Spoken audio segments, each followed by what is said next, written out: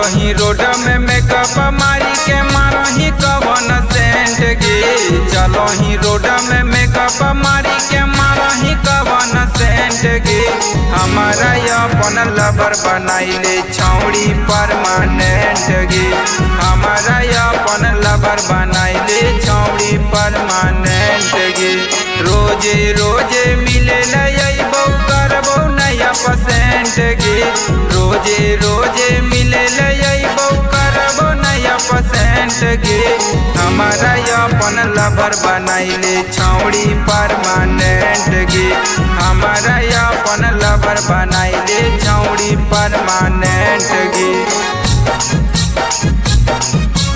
हमारा अपन लवर बनाइले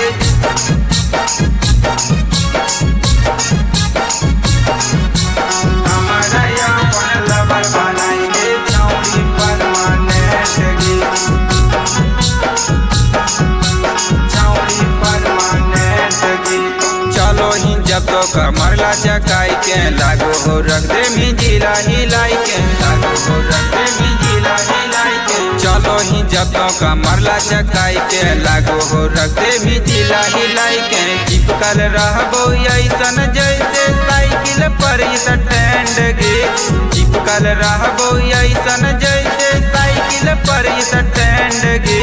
हमारा अपन लवर बनाइले छौड़ी परमानेंट गे। हमारा अपन लवर बनाइले छौड़ी परमानेंट गे। हमारा अपन लवर बनाइले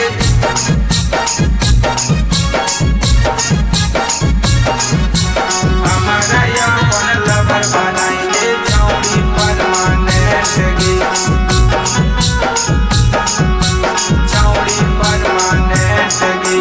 सिंगार दूरे सके छौड़ी दे दे एक बेरी चांस गे। दे दे एक बेरी चांस गे। सिंगार दूरे सके छौड़ी दे दे एक बेरी चांस गे। अनिल गोविंद दे तो तोरा किन के छौड़ी सेंट गे। अनिल गोविंद दे तो तोरा किन के छौड़ी सेंट गे। हमारा अपन लवर बनाइले छौड़ी परमानेंट गे। हमारा अपन लवर बनाइले छौड़ी परमानेंट